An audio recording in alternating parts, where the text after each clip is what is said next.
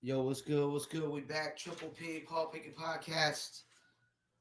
This is episode 17. Before we get started, need y'all hit that subscribe button in that bottom right hand corner. If you're watching this on Facebook, hit that like on that Facebook fan page, and on Instagram TV, hit that follow. We're going to get into just a few things today. We're going to keep it short today.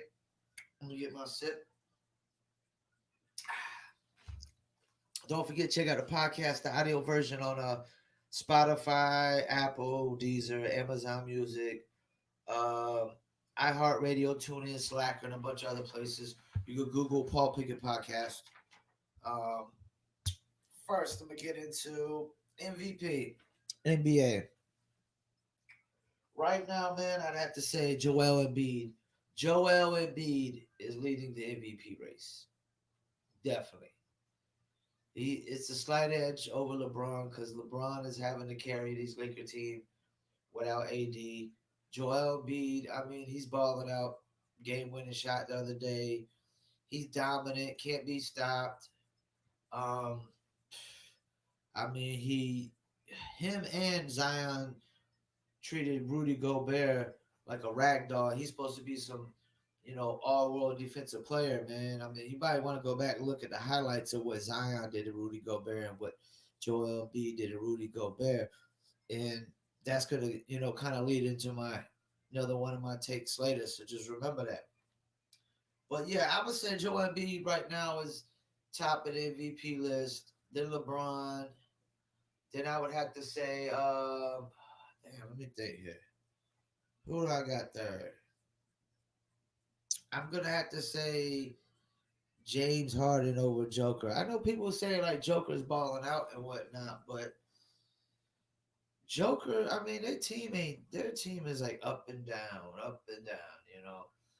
They're like, if I'm not mistaken, they're like fifth on the power rankings right now over the Lakers, and they're like the seventh or eighth seed. It's come on, man.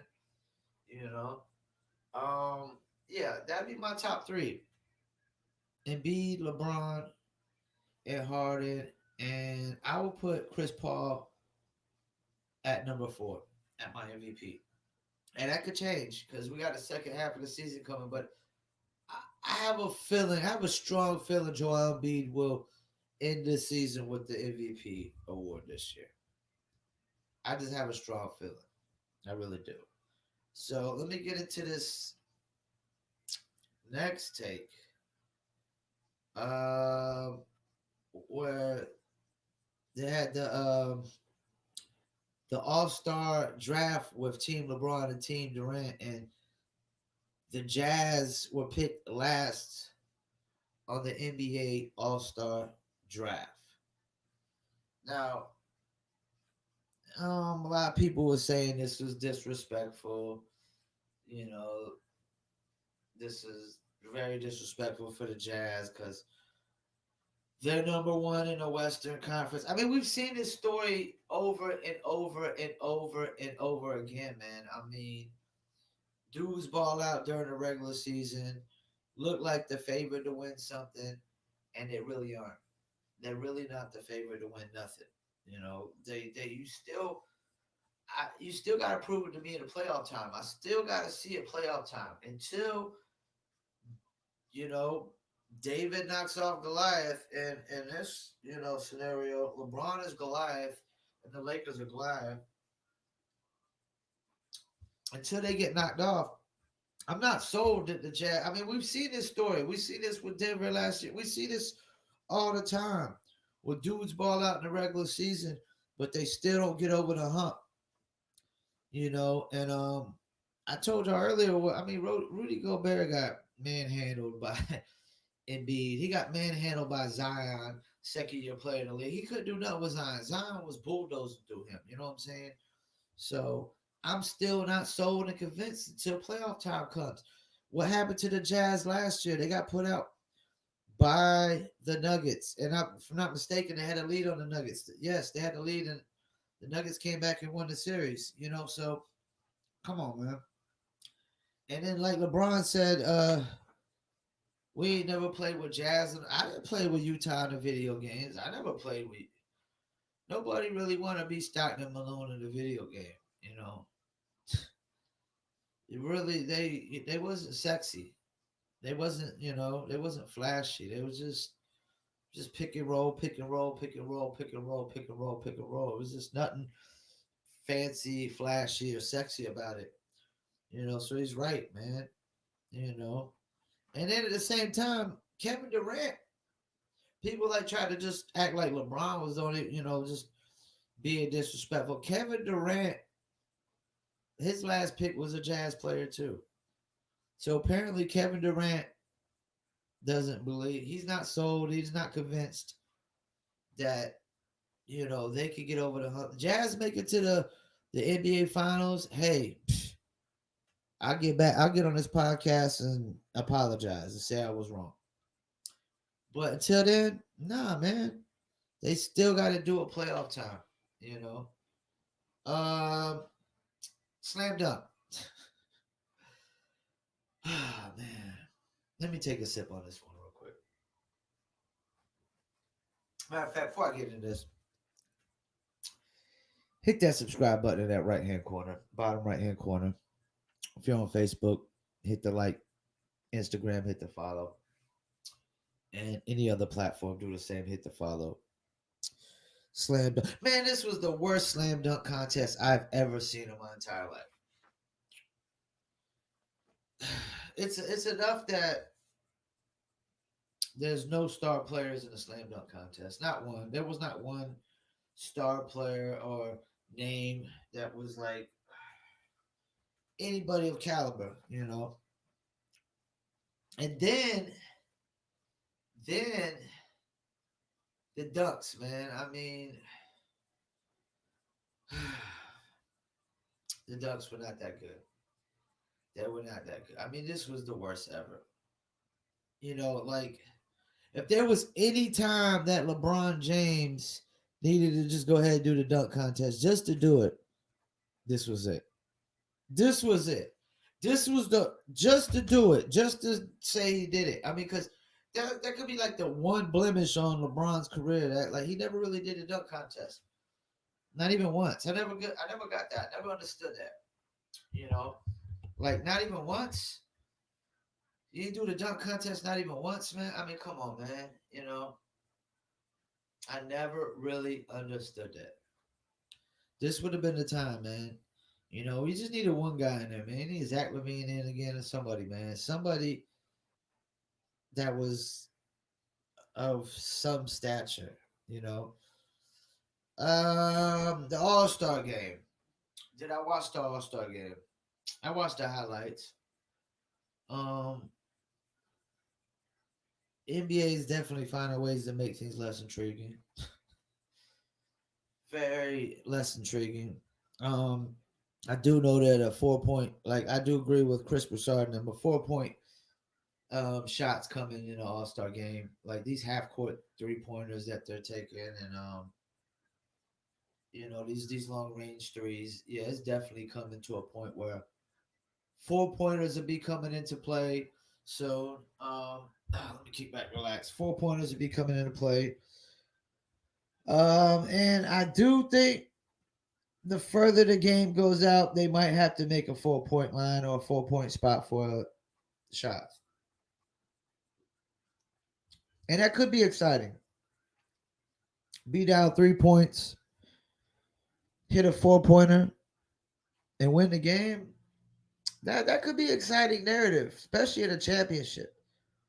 But I just don't like the fact that it's all about you got some teams that just all they do is shoot threes and shoot threes. We see what happened in Denver at the end of the game.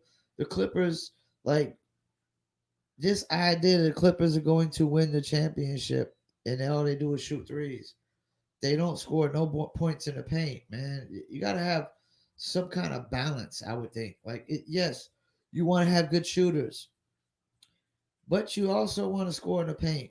You want to, like, it's still more of a high percentage shot to score in the paint, to get a dunk, to get a layup, or a floater or whatever. You know what I'm saying? So I mean, I don't like where the league's going with this 3 point thing. Just shooting further and further and further out because it's a copycat league. It's not a make or miss league. It's a copycat league. So these people are just gonna copycat, and copycat and copycat and copycat. So yeah,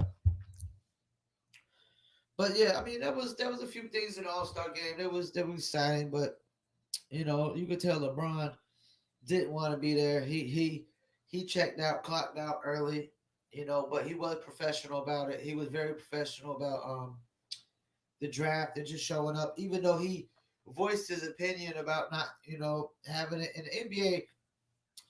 The NBA is some hypocrites right now, man. Like y'all gonna sit there and have an All Star game, knowing every time you have All Star games that people have these parties at venues and clubs. You're having it in Atlanta because you know Atlanta is wide open. That's why you're doing it there. And then you try to send out these cease and desist orders and tell people don't have parties, this, that, and the third. Man, it's kind of hypocritical, man. When you're doing it at a spot that you know you can do it at because it's so wide open. I mean, come on, man. Let's not be hypocrites, man. If anything I hate in this world is a hypocrite, man. I don't really usually hate people at all, but I can't stand hypocrites, man. Can't stand them. You know, like look in the mirror in NBA. You know what I'm saying? So like LeBron, like when he was speaking, it's like he was 100% right because y'all look like some hypocrites right now sending out cease and desist orders for show promoters or whoever. That's how it's the name of the game, man. That's how the program works. You have an all-star game in the city. Show promoters have all-star shows. They do all-star events. They do it at the clubs and all these venues. They do these all-star after parties and all this. That's the name of the game. That's how it goes. It does anywhere in the entertainment world. Celebrities are coming to town, man. They're doing after parties, man. Come on, man. Where you been, man? And yeah, I understand we in COVID, but don't be a hypocrite about it. Y'all get greedy. You get greedy having an All Star game because you don't want to leave no money on the table, but you want show promoters to leave money on the table, man. Get out of here with that hypocritical stuff, man. Matter of fact, we're done with NBA. We about to go to last topic of the day. Uh, NFL. Oh man, y'all gotta excuse me, boy. I didn't get too much sleep last night, but I still gotta keep doing these podcasts and keep doing these vlogs. Hit that subscribe button in that right hand corner. Hit the like on Facebook, follow on Instagram, and follow on whatever place you check it out on. And don't forget you can Google Paul Pickett podcast. Todd McShay mock draft. He's got like 5 quarterbacks in the top 10. Um, yeah, like NBA team. I mean, excuse me. Like I said, no sleeping. It's a little early. NFL teams, they give up on quarterbacks so quick. Like they don't. I understand. I understand the NFL. They go to college 2 or 3 years before they could go pro. I get that. NBA, they're one and done. You got to stay longer in the NFL. But at the same time, you're going from college to pro, and that transition could take time, even if you're seasoned. Even look at a player like Danny Green, who was played 4 years in college for my team, the North Carolina Tar Heels, and it took about 4, 5, 6 years before he really got established in the pros and really found his way. Because you're still young to the league. So, like, NFL teams is giving up on quarterbacks so quick, I think, because this idea that everybody could have. I understand y'all looking for y'all's franchise quarterback. Y'all looking for y'all's guy to have for next 5 or 10 years. But guess what? Even if every team in the NFL has their franchise quarterback, there's a lot of y'all still ain't gonna make the playoffs every year. A lot of y'all still gonna be at the bottom of the pack because you still have to, because there's still always gonna be worse rosters than others and better rosters than others, and everybody's still not always gonna have a bunch of around their quarterback. Just because you got a franchise quarterback doesn't mean you don't gotta have a lot of things around him. I mean, look at Patrick Mahomes. He has possibly the best wide receiver and possibly the best tight end in all of football. He has possibly the number one receiver and the number one tight end. You know, we talking about, like, look at Tom Brady had this year when he won. They had Antonio Brown, they had Rob Gronkowski, they had Mike Evans, they had Chris Godwin, they had tight ends galore. They had Scotty Miller. I mean, they're stacked. They're stacked. So this idea that you ain't got to be stacked too. Look at Aaron Rodgers. He's got a really great running back and a really great receiver. And he possibly could have the best wide receiver in the league. And maybe the second best running back or third best running back. You know? So this idea that all of y'all gonna have this franchise Super Bowl quarterback all at once. Nah, man, only one team every year is winning the Super Bowl. And last back to back was Cowboys. Or Patriots, my bad. And then before that was the Cowboys. So, like, come on, man. This idea that, you just got to give up on quarterbacks. And I've seen a numerous amount of Super Bowls in my lifetime that had average or below average quarterbacks win Super Bowls. Trent Dilfer with the Ravens. Matter of fact, both of the Ravens Super Bowls were with average quarterbacks. Joe Flacco in the second one. Mark Rippon with the Redskins one year. Phil Simms with the Giants one year. I mean, you know what the Giants defense was like? And their running backs and their receivers? I mean, come on, man. Phil Simms was average. Tampa Bay's first championship before Brady with what's my man? Brad Edwards. Not Brad Edwards, but I don't even remember his name. It might even be Brad Edwards. I mean, it can happen. Philadelphia Eagles won their Super Bowl with a average quarterback, Nick Foles. Nick Foles, you know. I mean, so if you got a dominant defense, a dominant running game, and some good receivers, a game manager, or as some people call it, or average or below average quarterback, can still win the Super Bowl, can still take you. Eli Manning, in my opinion, was a average quarterback. Average quarterback who won 2 Super Bowls. Who had a great defense both years, good running backs, good receivers. But he was an average quarterback who got hot at the right time. Because that's what the playoffs is. The Cowboys, like Dak Prescott to me is a little above average quarterback. So he's the kind of quarterback you can win a Super Bowl with if you have everything around him. So this idea that y'all gotta just jump off quarterbacks so quick. And why am I getting into this? Because Todd McShay's mock draft is 5 quarterbacks in the top 10. So that's 5 teams that's automatically giving up on quarterbacks. Like you got Eagles giving up on Jalen Hurts already. You talking about Arizona? You already got hearing rumors about Arizona trading Kyler Murray for Deshaun Stevenson. It's like dudes just giving up on quarterbacks the first year in the league. 1 year in the league, like he ain't got it. On to the next. That's a recipe for disaster. You know what I'm saying? And then I still never get it how Heisman Trophy winners, they never get a lot of respect when it comes to the draft. Charlie Ward was a Heisman Trophy winner. Wasn't even drafted. You know. I mean, you got the Heisman Trophy winner from last year, Alabama, and they're just like downplaying him. Like he's not really that good. Like there's a tight end out there that they say is better than him, and Kyle Pitts or something. And then you got the receiver from LSU.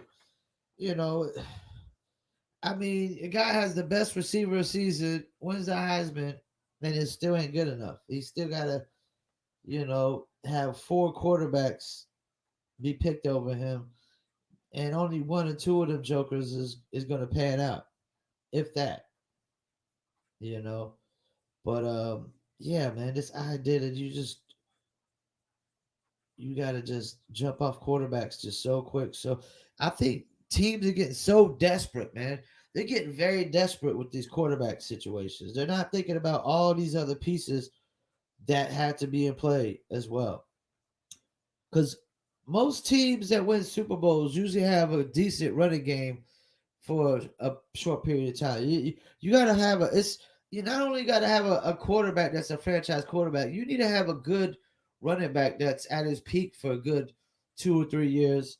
You know, like back to back Broncos when they had Terrell Davis, like 2,000 yard rushing season back to back. I mean, John Elway didn't win a Super Bowl until he had a running back that could do that. You know what I'm saying? So there's a lot of other things that go in place. A defense, Tampa Bay won with defense in the Super Bowl. They won with defense. It wasn't about offense. Like defense wins Super Bowls to me. It really does. I mean, I've seen Denver win it. What Peyton Manning was an average quarterback when Denver won it last year. His gameplay was average. Average. Cam Newton was the superstar that year, balling out like no other. And what happened in the Super Bowl, man? Defense conquered offense, and an average quarterback won the Super Bowl. Not saying Peyton was average his whole career. He was great, but he was an average quarterback at that time. Man, his play was average, man. It was not that good, you know. So we just recently seen a couple Super Bowls won with average quarterbacks. So this idea that you got to have this franchise Super Bowl winning quarterback, everybody, no. Sometimes you can win with a game manager, a guy who just doesn't make mistakes. You can win with a Alex Smith kind of player. You can if you have enough pieces around him. You know, you can win. I mean, even when let's not forget when Alex Smith was at San Fran, they were pretty much going to go. They were pretty much balling out before he got hurt, and then old boy took over. Kaepernick took over and went to the Super Bowl and didn't win, and it really ain't balled out like that since then. Kaepernick got hot at the right time. That was the perfect time for him to win, but he didn't. And that's how it be sometimes, man. And then Alex Smith with the Chiefs. I mean, he was balling out of the Chiefs. They were going to playoffs every year. They won a division, but they ended up going with the younger quarterback who was balling out even more, and he took him over the hump. But like, it wasn't like you know you couldn't win with Alex Smith. And let's not forget, like, I don't think Tyreek Hill was at the prime of his career when Alex Smith was there. You know, but yeah, I don't know, man. This Todd McShay five quarterback thing, man. I'm just not sold on this. Like, NFL teams just get so desperate about this quarterback position. Like, there's a lot of other pieces that are just as important, man. I'm almost thinking like that's the last piece to the puzzle to get. Focus on your defense and your running game and your receivers, and then get the quarter, and then draft the quarterback last. The best quarterback you could get drafted and pay him at a rookie salary and go for it, like you did with Russell Wilson and the Seahawks, like you did with Pat Mahomes at the Chiefs. Because what Pat Mahomes money starts kicking in more these bigger paying years, the rosters ain't gonna be as good. Same thing with the Seattle roster. Now that Russell Wilson's making more money, roster's not as good. You know, once the quarterback starts making more money, rosters don't be as good because they can't afford to pay everybody else. Because just like Dak got His what is it? 4 years, 160 million. 40 years, he wanted 45. He wasn't. He wanted Pat Mahomes money. Come on, man. You ain't Pat Mahomes, man. I understand you played for America's team. Dallas generates a lot of money, man. But you ain't Pat Mahomes, man. You ain't Aaron Rodgers. You ain't Tom Brady. I mean, you're not even Deshaun Watson. You're not even. I don't even know that you're better than Josh Allen. You know, so let's pump the brakes here, Dak Prescott. I mean, you got your money, but now you got to show us you can win. Because if you don't, you're gonna be getting dogged out on all the sports debate shows. You're gonna be getting dogged out. And you know me, I ain't no big Cowboys fan, so I'm a Stephen A. Smith, y'all. You don't win because you got your money now. You got your 40 million a year. What now?